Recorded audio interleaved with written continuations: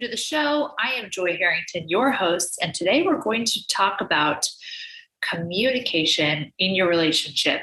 So, something that I learned when Peter and I were working with our coach is a specific process that I like to use when I want to approach Peter to discuss maybe a need that I have or something that bothered me, right? I want to approach him in a way that gets a better response than, hey, like now we're both mad and we're fighting, or I don't feel heard again, right? I don't feel seen again. And so I'm going to share this process with you today because I think it will really help, because how you approach someone is, and the way you format the conversation is going to determine the outcome. And the way I had been doing it had not really been getting me the outcome that I wanted for years, right? I wasn't feeling seen. I wasn't feeling heard. I didn't feel like I was getting my needs met, or things were explosive at times. And so this makes it really super clear and allows me to show up from a vulnerable place where I use my heart as a woman stepping into her feminine energy. And so when you approach your man, your masculine man, from that place of, you know what, here's my vulnerable, soft side as a woman, you really call to that masculine man in them. They want to stand up. They want to be that protector. They want to help you. They want to provide. Like, men are very inspired to do these things. Masculine men are very inspired to do these things and respond this way to women in their feminine. And so this will help pull that out of your man and also allow you to go more into your feminine in your marriage, instead of approaching your marriage from a very masculine standpoint of like, I just need to get this done, right? Like, I need this fixed. That's very masculine. So here we go. Start by stating the facts. It can be the facts of a situation. Hey, this just happened, right? Like, maybe you're talking to them about something that bothers you. This situation just happened and you're like upset about it, right? Don't tell your story about it. Don't tell how you felt about it. Don't tell your perspective on it. Literally state the facts. It's what the camera would capture. Number 2, this is how I feel. And this is where I want you to show up in your feelings, not just how you feel. Let them see the tears. Let them see the emotion there. Let them see some of the anger. When you say, I feel angry, you can absolutely show your anger, because you're not sitting here being like, you jerk, right? You're doing it from a completely different way, which I have done it that way before. Doesn't get the best results. So I'm angry, right? Or I'm upset, or I'm really hurt, like whatever. This is how I'm feeling.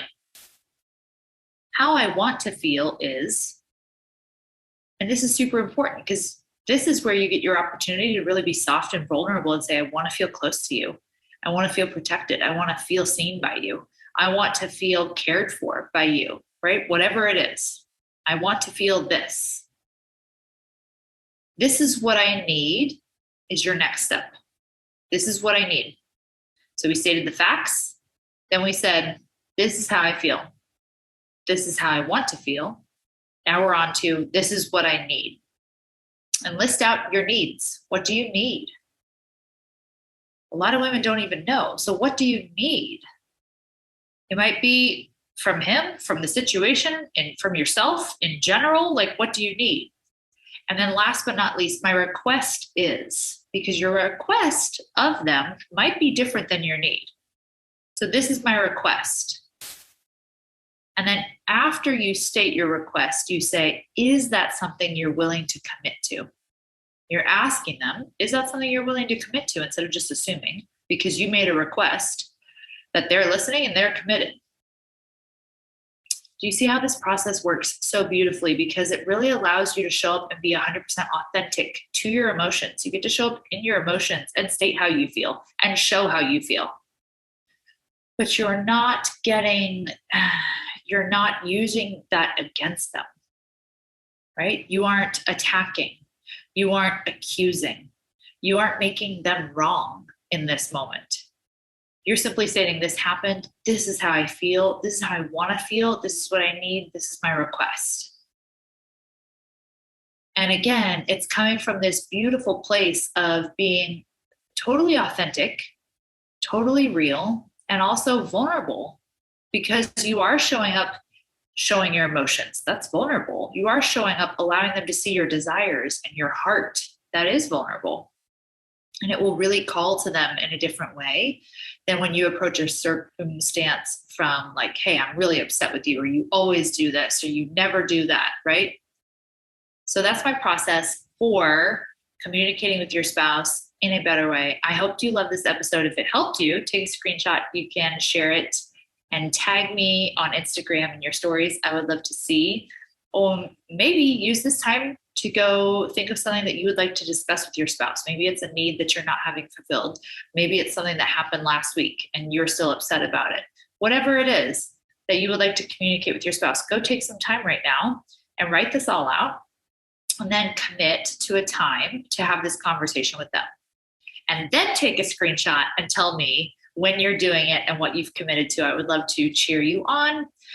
And I will talk to you over on Instagram. Oh, quick reminder, Peter and I are putting together this amazing couples mastermind because we would like more intentional friendships. And something that we have struggled to find over the last few years is other couples who get it, other couples who are on the same trajectory. They're working on themselves, they're building a business, and they really want to prioritize their marriage and have some freaking fun in their marriage again, because sometimes it's super easy to get stuck in the do, that we forget to just schedule in fun.